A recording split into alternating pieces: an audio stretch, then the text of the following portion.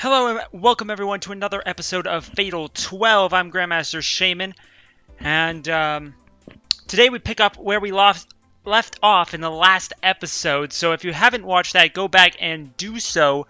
As you already know, Odette has been eliminated, much to a lot of surprise, and Miharu survives the potential elimination by number 9, and we now are at a point when Miharu and Rinka seem to have found some sort of mutual understanding, at least it seems that way. The question of whether or not it will actually turn out to be that is, well, still left to be determined. But we're now sitting in front of the school as Miharu has promised to tell us information after school, I believe the next day from this point. I'm not really sure, but soon, regarding a potential theory she has. Though she says that Rinka is not going to like it, so that's going to be a little bit interesting to find out. Oh ho ho. Surprised to see you two getting along so well. Are we, though? Your surprise may be misplaced, considering we were hardly ever on bad terms. Right, Naomi? So, speaking of surprises, you're here pretty early on a Monday. Did you not stay up late last night? Trust Rennie to focus on the important details. Turns out the shop was having a sale, so I went ahead and grabbed a 50-volume shoujo manga. I spent all Saturday night reading it, but I wasn't even close to finishing it by morning. That's when I ended up blasting through the rest till Sunday evening. I crashed nice and early after that, and here we are. The manga's about an actress, but I totally recommend it, especially to you, Rennie. Wait. The manga's about an actress, but I recommend it. Does shoujo manga that involve an actress usually suck? I'm just saying. Mao makes it sound like, well, I mean, if it's about an actress, usually it's absolute garbanzo beans, absolute garbage. But this one I'll recommend. Naomi, Rinka, and Miharu arrive at school together. While relatively early, it's still somewhat later than usual for Naomi. Prior to the cultural festival, she would always read books on her own, but recently she's found herself talking with friends instead. Granted, she spends most of the time listening, especially regarding conversations about love and stuff. Interesting. The little experience she does have with topics such as a crush, she may or may not have had in elementary school. Besides, Naomi can't tolerate boys that well. The only time she felt anything towards one was when she agreed that a boy could run fast. That a boy who could run fast was cool. You know that. What about chopping firewood? If you guys have watched Comic Girls, you'll know that reference. But just chopping wood, is that cool? Is that manly? Is that what girls want? Is that what makes them swoon? Naomi sneaks a glance at Miharu as she speaks to Mao. Miharu is undoubtedly beautiful, even from a fellow girl's perspective. Okay. How about, I mean, but are you a straight girl? Because if you're a gay girl, then, I mean, your perspective is, damn, girls are hot. At least some of them, right? Her face can turn heads, and she has the proportions of a supermodel. It's hard not to want to be like her. Naomi came to learn the distinction between that feeling and love when she entered high school. Could Miharu relate to this? She may act calm when speaking to Rinka, but there are also traces of shyness. The same could be said for last night, too. Naomi tried to set it up so that Miharu and Rinka could sleep together, but Miharu adamantly refused. Her face flushed. So wait. Naomi's actually being a good friend here. That's really cool. So Naomi knows that Miharu likes Rinka. Obviously, that was part of the whole thing from yesterday, or from the previous episode and whatnot. I think that was yesterday in the game, right? 2 days ago in the game. Either way, Naomi doesn't really feel that way for Rinka. So She's like, hey, Miharu, I'm going to push you a little bit, give you a little shove. I don't want to be completely excluded, but you go for it. But Miharu's obviously embarrassed. She had noticed Miharu being enamored by even the smallest of Rinka's mannerisms, though Rinka herself seems completely oblivious. I mean, fair enough. I mean, think about it. I mean, you're not going to someone, especially like Rinka, who probably I would highly doubt has any sort of real experience with love. She probably thinks that not only is Miharu joking when Miharu admitted that, but she probably doesn't think twice about Miharu being there, especially with all this stuff with divine selection on her mind. From Naomi's point of view, that must be love, pure and simple. While it may be uncommon, Naomi takes no issue with two girls falling in love. You better not. God damn. There's nothing more beautiful, I tell you what.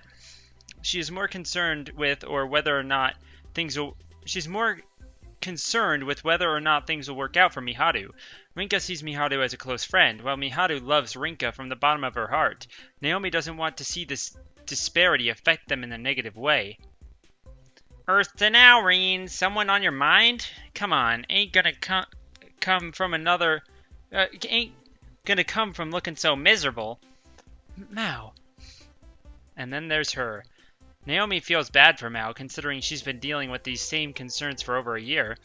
If they ever have a chance to talk one-on-one, Naomi wants to ask about how Rinka and Miharu first met. But at the same time, she figures that not knowing what it's like to love someone is akin to not understanding most emotions felt in the world at large. Interesting. Oh. I make my way to the usual bar once night rolls around. My alliance with Scale still stands, but above all else, I want to know why he elected Miharu. The booze is getting to me a lot more than it usually does tonight. I didn't even bother to eat or pregame either. I just jumped straight into whiskey. Dude, he is devastated. That would suck, though. You hold this kind of minor grudge for this person, and you wanna show them up and eliminate them, and then you find out that they did everything they could to save your life, even though they failed. They would not, if Odette had not tried to save him, there might be a chance she could have escaped. She could have left. She could have survived. But she didn't, because she tried to save him. Should I congratulate you on eliminating Odette? Scale sounds more arrogant than ever. He's always been like this now that I think about it. Do you mind explaining why you elected Miharu? Sorry for not talking to you about it first. You're aware of how dangerous she is, aren't you? Dangerous, huh? I find her to be pretty interesting. Wanted to spend a night or two in bed with her. I gotta admit, though, I kinda hate this guy. Look at all of his freaking piercings and talking about banging. Like, oh my god. But the idea of her being dangerous never crossed my mind. I got one arm on the table with my head hanging down. I take another drink. This ain't like me. Maybe because I spent all day thinking about stuff. Stuff I couldn't stop thinking about no matter how hard I tried. Things doused in uncertainty where a clear answer may not even exist. Turns out she had all my information at her disposal. That's proof enough that she's dangerous. I doubt she could have known that I would elect her, though. If anything, it was probably Odette who figured out I would when we were allies. I'm surprised she told Miharu, though. Makes me glad that you were able to eliminate her in the end. Are you feeling bad about it, perhaps? Hell no, it ain't that. I'm just confused. She gave her own life to save me when I was dying. Knowing her, she could have escaped alive. Exactly, that's what I was saying. What's more, she had all my info as well. I saw all 3 of my cards after eliminating her. I don't get it, man. Odette's just a softie, dude. Odette is such a softie. I still can't believe what happened a couple episodes ago, man. I still can't believe... What is that, 2 episodes ago, I think? I can't believe Odette likes Miharu. That's crazy. I can't believe that Odette admitted her love for Miharu. That was wild. It came out of left field. And the scene that was with it was just excellent. Both her thought process and this frustration I'm feeling are a mystery to me. I'm the one who won in the end, but it doesn't feel that way. As I suspected, you... Listen, I ain't going to deny that I enjoyed the time I spent running around with her. And when I think about it, teaming up with you has been pretty boring. Everything he says and does is weaved in lies. He drinks with me, but it's easy to tell he's making sure I don't get drunk. He doesn't get drunk. Can't even compete with him like that. There's nothing wrong with that if we're cooperating to fulfill our own goals. That makes things simple then. Odette was my buddy. This guy ain't anything close to that. Making myself sick with all these sentimental feelings. At least he realizes that. Should I take that as a suggestion that we call off our alliance? Dude, his face is fucking crazy. Whatever, I don't care. How do you plan on dealing with Alan? I'll figure something out. Besides, you're trying to figure out my regret for a while now, haven't you? Looks like you still haven't managed to, judging by your attitude. I agree that wasn't a very exciting alliance, especially with how useless you were. Whatever, so long. Scale slams some money on the counter before leaving. I'm not sure if he'll ever come back. But I am sure I'm truly on my own now. Then again, I was probably alone the moment I considered stabbing Odette in the back. Mihado and Scale never needed me, nor did they ever want to get close to me. You done fucked up, dude. I spent a while longer drinking alone. I don't talk to a single person. I'm not even thinking about anything now that I'm drunk. I'm just wallowing in my own misery. Or so I think. Is that the alcohol you seem to love so much any good? Yo, a distressing voice drags me back to reality. Oh yeah, you ain't allowed to drink where you're from, are you? Technically, but I've cast aside my religious beliefs. I just haven't had the opportunity to drink by nature of my age. I always forget that you're just a punk kid. I'm here for a reason, you know. Are you sure you have the luxury of getting this drunk during divine selection? Alan ignores my statement and poses his own question. This is the first time we've had a face-to-face now that I think about it, but it doesn't feel that way since I've seen him in the dream world so often. He got the face of a straight-laced businessman, but his physique runs in total contrast to that. Yep, he's just as annoying here as he is there.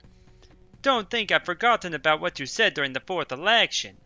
Worry not. You've etched yourself into my memory for surviving this long.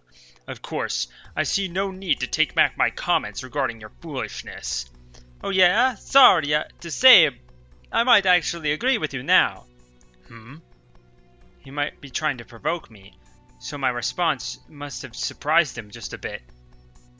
I've just now noticed that he's got a few cuts and bruises on him. Guess you and Odette were at it, huh?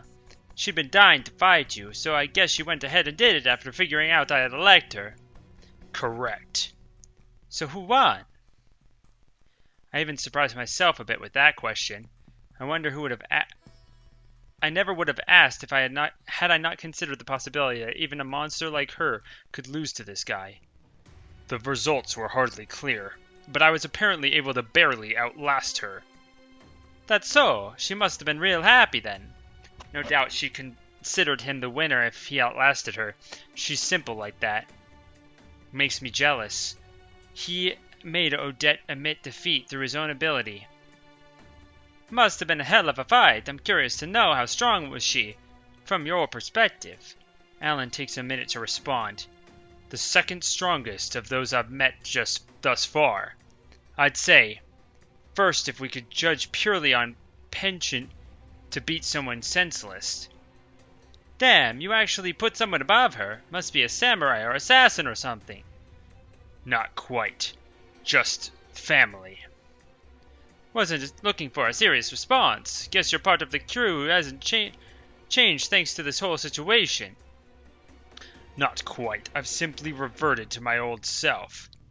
Is that so? Downing the rest of my drink, I leave a crumpled up 10,000 yen bill on the counter until the bartender will cover the impending repair costs. I know what you're here for.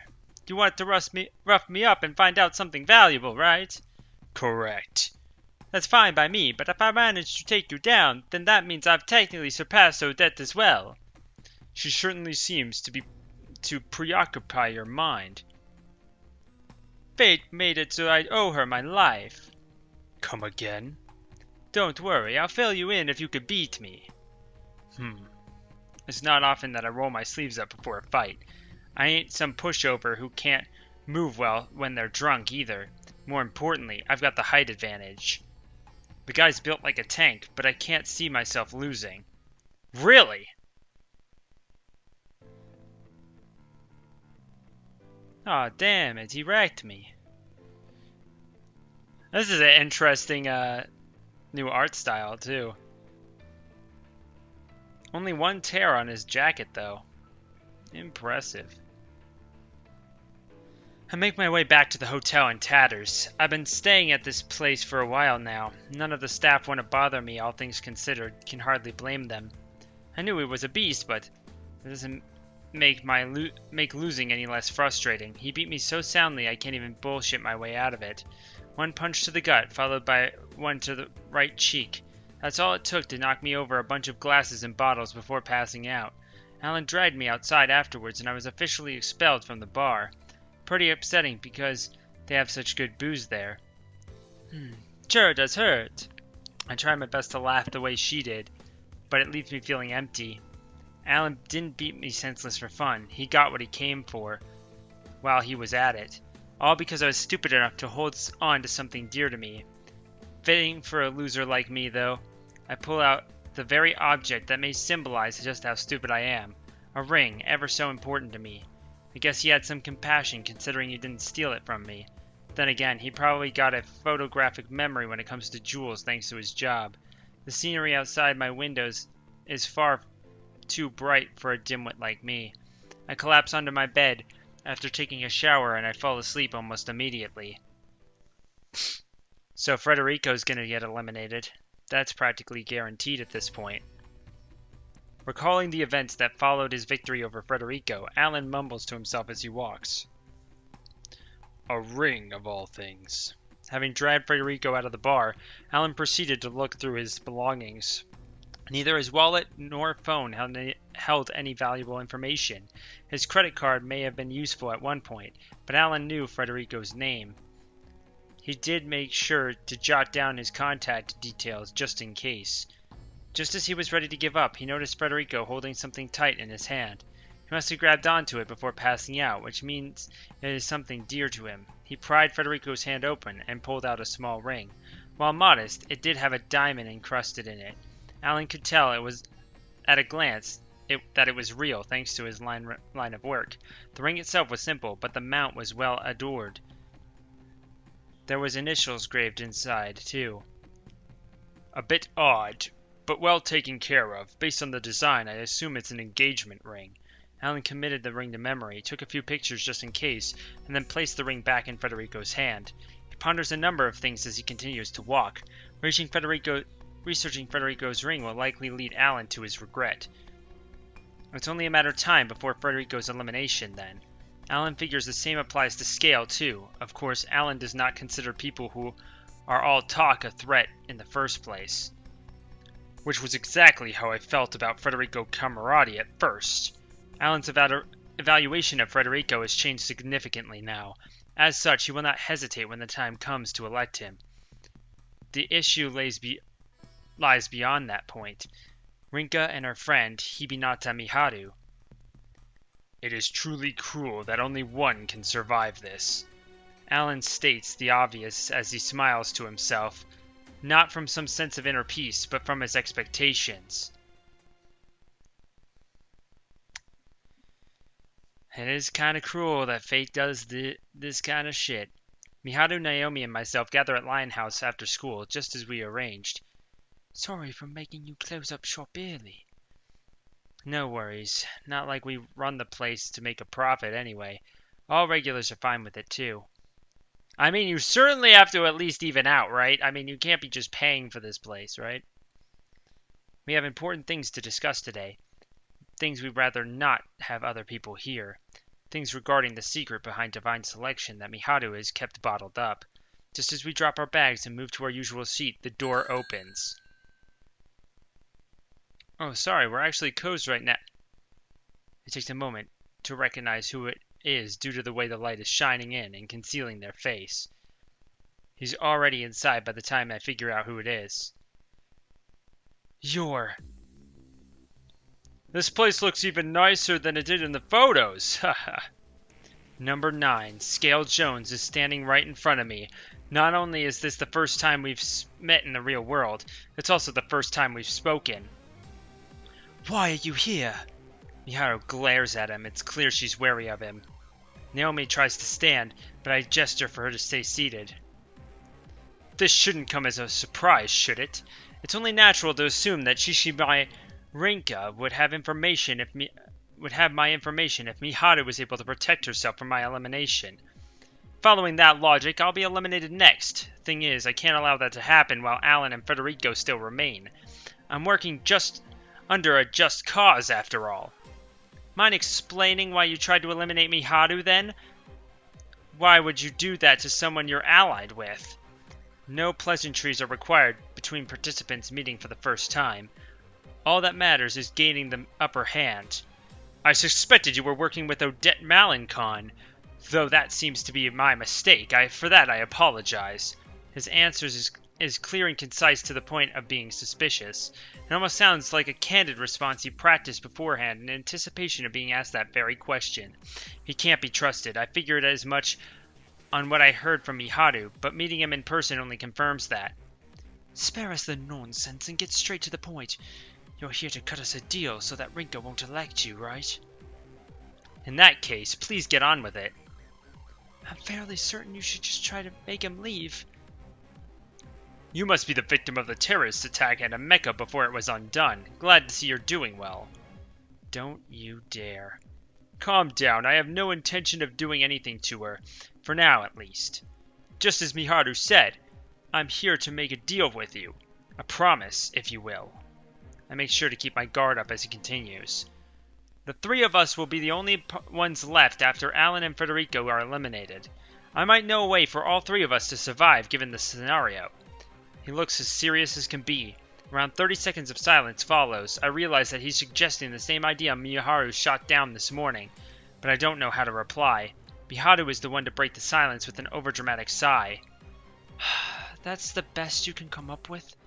Now that your back is against the wall, huh? You're hoping for a peaceful resolution here, but unfortunately that method won't work. If all three of us elect and subsequently protect ourselves, we'll be left with no one able to elect another. Just as I said that it won't work, but fine. I'll fill you in on the secret I was about to reveal, but you'll have to go away after that. Miharu. Doesn't seem like I have any choice but to agree. Surprisingly enough, he goes along with it. Scales makes his way to the cafe so he can hear her out. Rinka, you remember your promise this morning, that right? I can tell how serious she is from her expression. She made me promise not to hate her after hearing whatever this could be. My mindset hasn't changed, so I nod my head firmly. The ritual is called Divine Selection, so I assume you've taken time to consider what actually is being selected, correct? Everything starts with this question. The ritual of divine selection is one that changes fate itself. It is the sole method by which one can escape their death. I love this music. It feels like it's like the Danganronpa music where you figure out some important detail and it goes da da da da da da. It's so dope. That's what Parka told us. What purpose is being carried out through this ritual, though? She never said anything about that. I never even thought why, considering I was preoccupied with ensuring my and Miharu's survival. I have my own suspicions about the whole thing, but they've only ever led me to more questions. Escaping death is merely a circumstance of this entire ritual. Its true purpose is to develop a suitable vessel for the goddess. She nailed that one on the head. Damn. I had my theories, but that definitely makes a lot of sense. That was one of my many potential theories on what was going to happen, but now that she says it, I honestly agree that's probably what it is. Miharu goes on to explain what she means. Apparently, Parka can't remain in the Court of Fate beyond the 12-week span that encompasses divine selection. To be more accurate, the Court of Fate can only be maintained for 12 weeks. Thus, Parka cannot remain longer than that. I'm not too sure about logistics, but basically she needs us in order to keep living. I said vessel, but it's not like our bodies are what become vessels or anything. It's our dreams and the worlds born from them, in which she resides. The dream world. According to Miharu, the dreams we have are all part of the dream world. Parker claimed that dreams serve as headstones in a graveyard of possibilities that we once had, but also a part of our individual metaphysical worlds. Parker exists in a plane above ours, thus lives within our metaphysical worlds, or something like that. Can't say I understand what any of that means. The metaphysical refers to some... Dude, she knew how a bomb worked! The metaphysical refers to something without form, and the philosophical concept. It represents experiences that exist beyond our perception of space-time, so basically it borders on supernatural. Parka herself said that she couldn't be cognizant of such a conceptual world without some work on her part.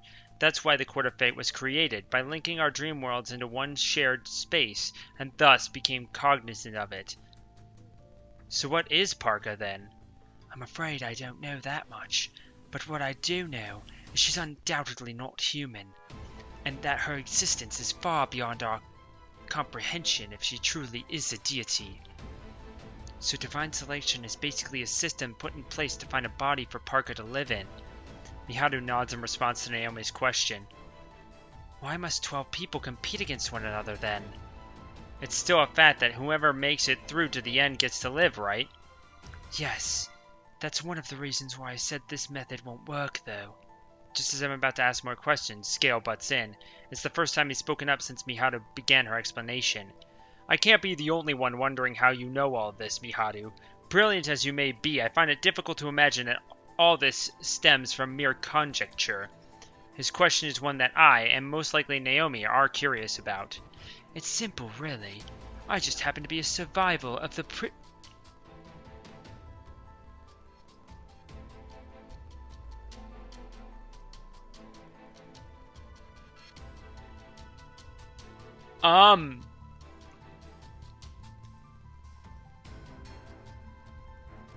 Nani?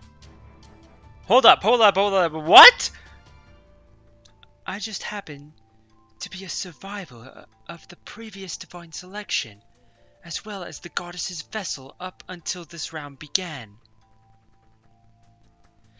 So I have many questions.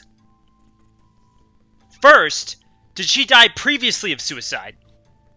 Is this her second death due to suicide? The second is if the goddess was in her body. One, how does she know anything about what happened before the previous divine selection? And did the goddess hate being in this world so much? But, I mean, that's the same goddess, right? It's still Parka. Wait, Miharu has pretended to not know Parka this entire time? That's crazy. I'm trying to wrap my head around this. You've got to be kidding me with that plot twist out of nowhere. Like, that is the biggest plot twist I've had so far. Not to mention, I'm just really confused about all of this. So, how did that happen? How did she die due to suicide? Did she die to suicide the last time, you know? And if Parka was in her body, how did she even die due to suicide again? I was able to speak with Parka herself within my dreams until that point.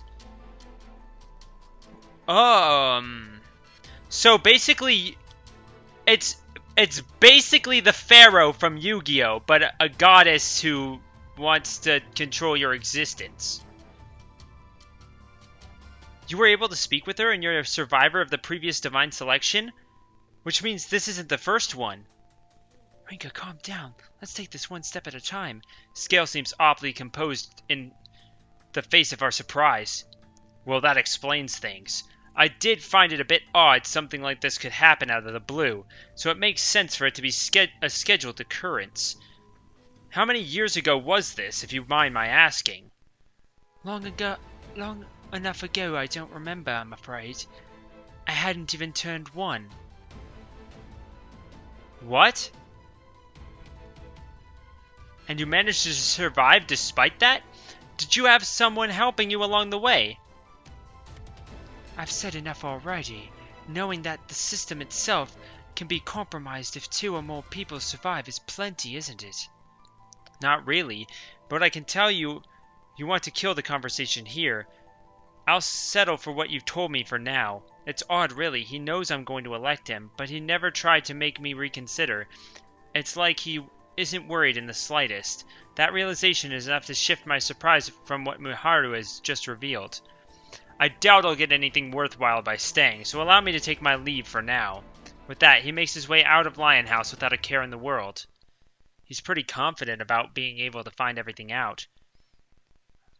I am at a loss. I cannot believe Miharu turned out to be living with the goddess. So basically,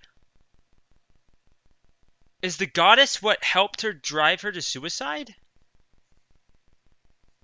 And, like, so the goddess lives in the person who wins divine selection until they die.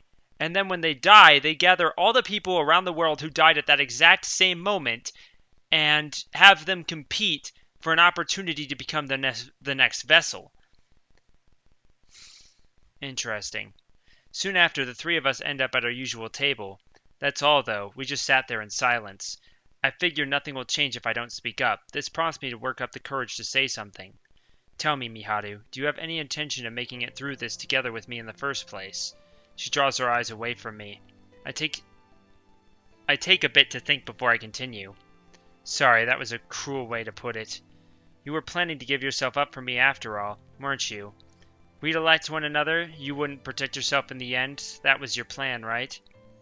She'd let herself get eliminated and leave me the sole survivor. I'd end up the vessel of the goddess or whatever, but in exchange they'd let me escape my death. You realize why Scale left the way he did based on what I've told you, right? Oh, you realize why Scale left the way he did based on what I've told you, right? My death is what kicked this round of divine selection off in the first place. I failed to find any words to reply after her explanation. Instead, Naomi speaks up. Okay, that's what I figured. So the death of the current vessel is what triggers the next round of divine selection. In other words, your death created this one, correct? Exactly. You 2 know my cause of death too. It was no accident.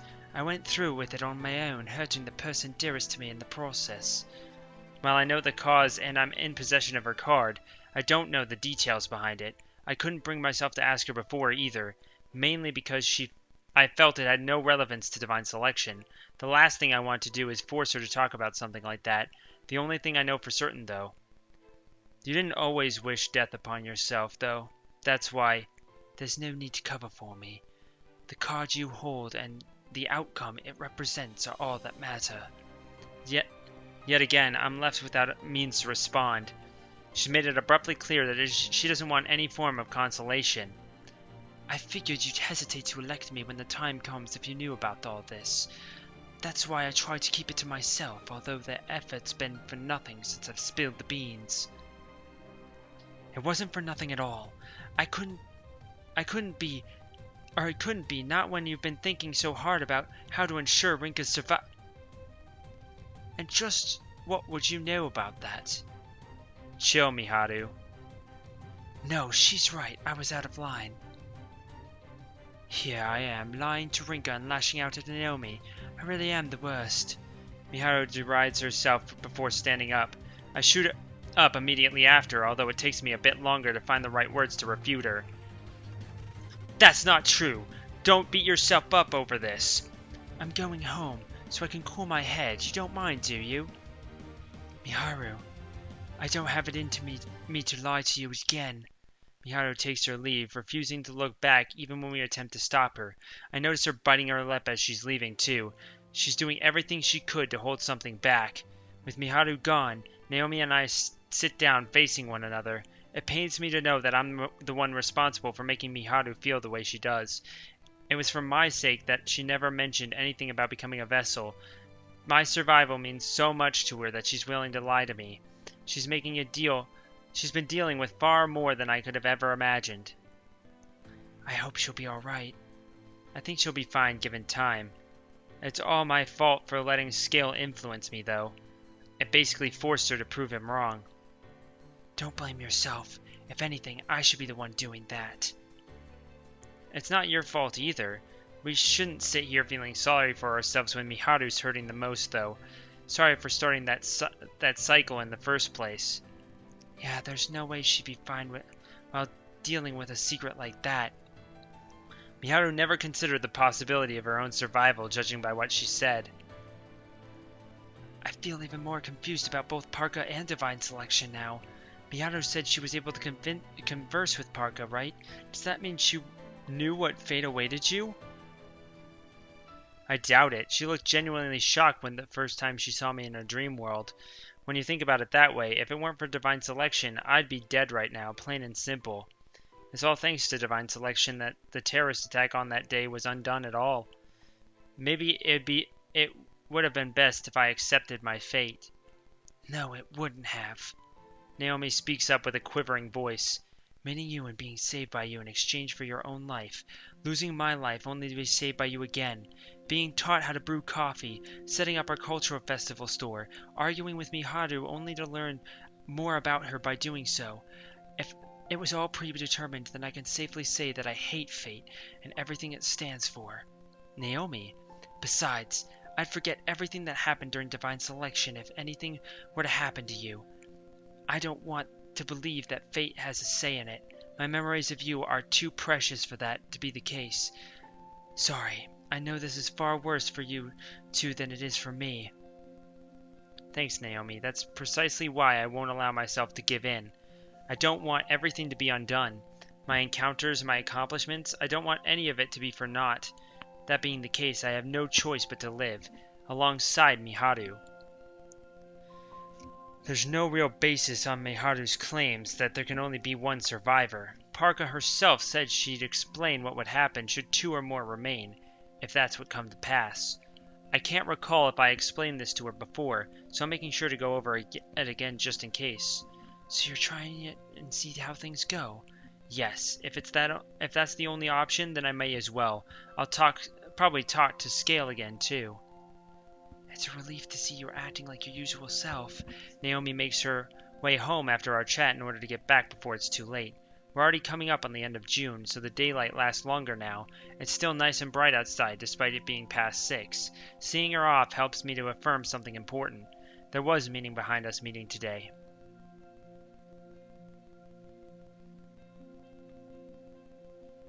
Alright, that's it for this episode, so make sure you click that thumbs up button down below for me, because you already know your support is greatly appreciated. Leave a comment in the comment section down below. Let me know your thoughts on the series thus far, and we'll see you all next time.